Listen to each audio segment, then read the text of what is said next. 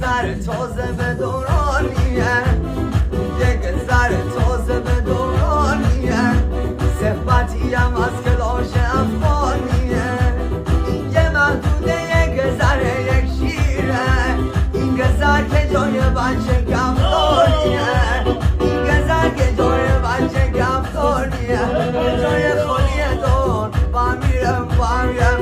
جای خالی دور بمیرم ممون طالبیه دور بمیرم دل و دل زنگیه دور بمیرم سرور مردیه دور بمیرم یک ذره تازه